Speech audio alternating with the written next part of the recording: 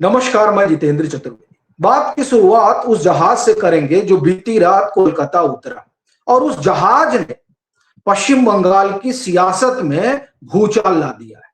खास तौर से टीएमसी में तो घमासान छिड़ गया है।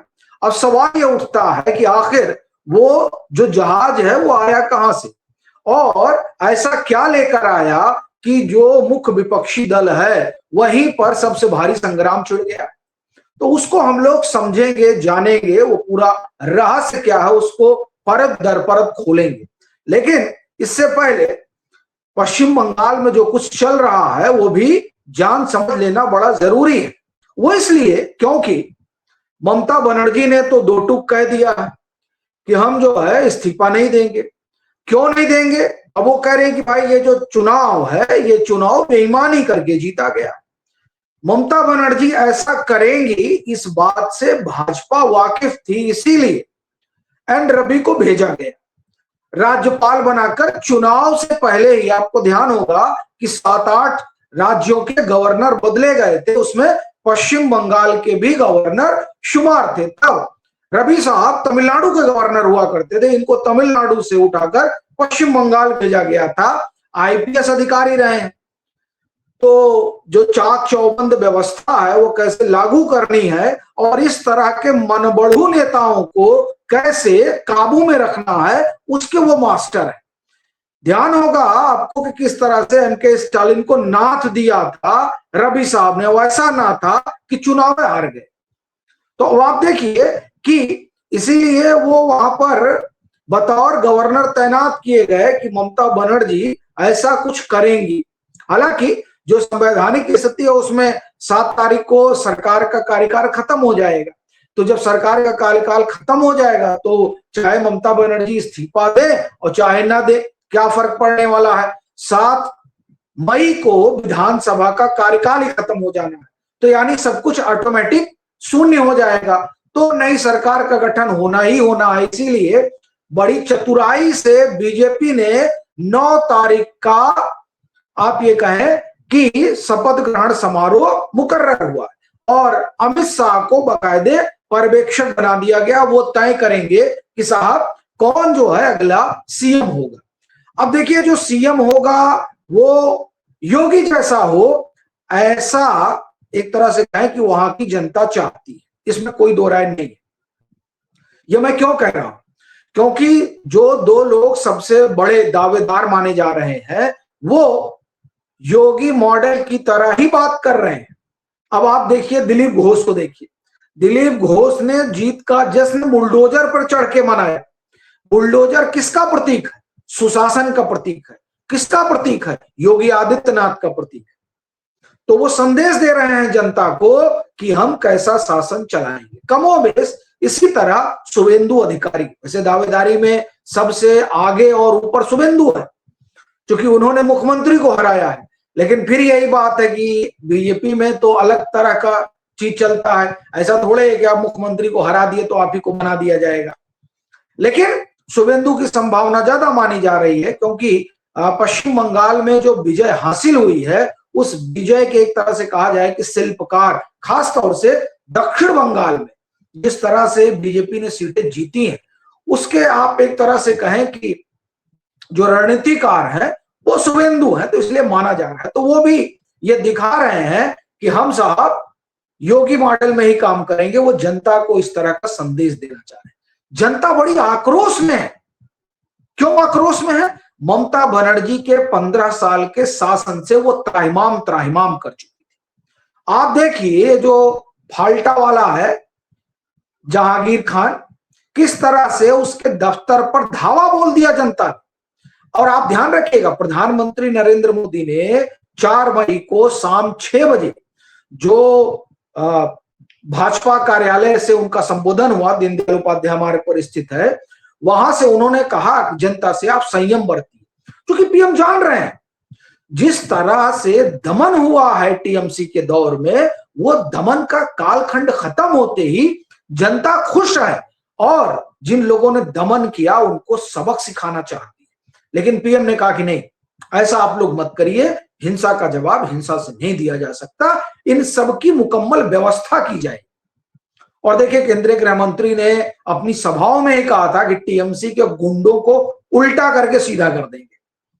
तो अब इनको उल्टा करके सीधा करने की बारी आ गई और उस बाबत देखिए पूरी लिस्ट तैयार की गई।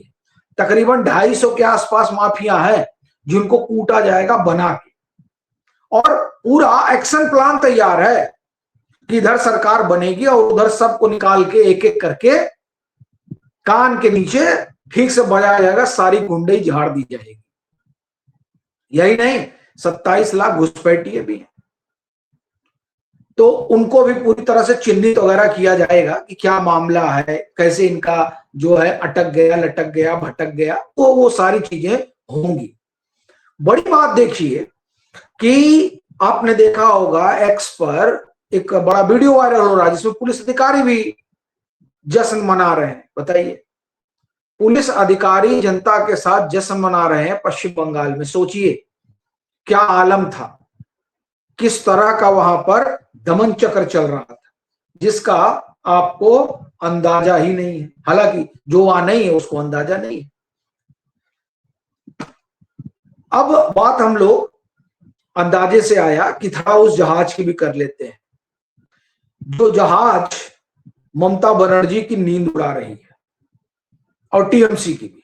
देखिए जिस जहाज की हम लोग बात कर रहे हैं वो दिल्ली से उड़ान भरता है बीती रात और पहुंचता कोलकाता में है।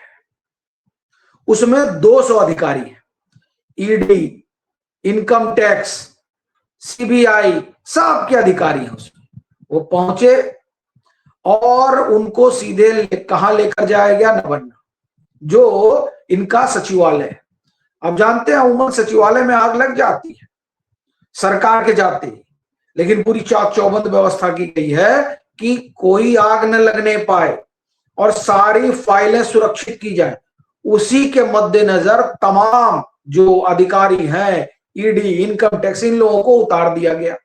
अब ये सब फाइलें खंगाल रहे हैं। अब जो ये फाइलें खंगाली जा रही हैं तो इसके कारण टीएमसी के नेताओं की धड़कन बढ़ रही है। अब देखिए भ्रष्टाचार तो खूब हुआ है, ये किसी से छिपा नहीं है। ठीक है, अरे भाई ईडी और सीबीआई वहां लगातार जांच पड़ताल करती रहती रही।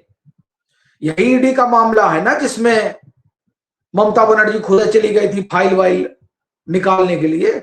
यही शारदा चिट फंड है जिसमें वो राजीव कुमार को बचाने के लिए उतर आई थी, आप भूल गए। तो आप देखिए किस तरह से भ्रष्टाचार का तांडव हुआ है। तो वो जो भ्रष्टाचार का तांडव हुआ है उस तांडव में बहुत सारे लोग फंसे हुए हैं और सबका फाइल उसी सचिवालय में रखा हुआ है। आग लगी नहीं तो फाइल जली नहीं, फाइल को सुरक्षित कर लिया गया है। सारे जो जांच, तकरीबन 200 अधिकारी हैं जांच एजेंसियों के, जो सबका एक तरह से कहा जाए कि कच्चा चिट्ठा निकाल रहे हैं। अब इसकी वजह से टीएमसी के जो सांसद हैं, टीएमसी के जो विधायक हैं, उन लोगों का दम फूल रहा है। करें क्या? तो अब एक ही तरीका है, त्राहिमाम त्राहिमाम त्राहिमाम, बचा लो साहब, बचा लो साहब। और अब बचाने में भागिए। कहा जा रहा है कि वहां लाइन लगी हुई है इस बात को लेकर कि भैया कोई तो बीजेपी ज्वाइन करा दो, ये हाल है साहब। और वैसे भी वहां का चलन रहा है, जब वाम गया तो सब टीएमसी में आ गए, अब टीएमसी गई तो अब मुश्किल ही समझिए कि टीएमसी वहां बची रह पाएगी, क्योंकि कहा जा रहा है कि रातों रात झंडे बदल दिए गए। जहां टीएमसी झंडे होते तो सब भाजपा झंडा लगा लिए, तो झंडे बदल गए। कुछ देर बाद पट्टा भी बदल जाएगा, फूल पाती के बजाय कमल वाला दिखाई देगा। और यह भी कहा जा रहा है कि जो इनके सांसद वगैरह है, सांसद जो है बहुत परेशान है, बहुत एकदम पक गए हैं, कच्चा हो गए हैं अभिषेक बनर्जी और ममता बनर्जी के बीच की रसाकसी की वजह से। तो तकरीबन जो है बताया जा रहा है कि कोई 15-16 है जो एकदम तैयार बैठे हैं पट्टा उतारने के लिए कि साहब ये लो पट्टा उतारो और वो लो कमल वाला पट्टा पहनो। ये हम आपको अभी शुरुआती बता रहे हैं साहब, और जो भगदड़ का आलम होने वाला है उस आलम में टीएमसी का आप एक तरह से कहें कि बंटाधार होना तय है। तो यह है उस जहाज की कहानी जो कलकत्ता उतरी है। बाकी आप लोगों की क्या राय है जरूर साझा करिए और लाइक खूब करिएगा और ज्यादा से ज्यादा इसको शेयर करिएगा।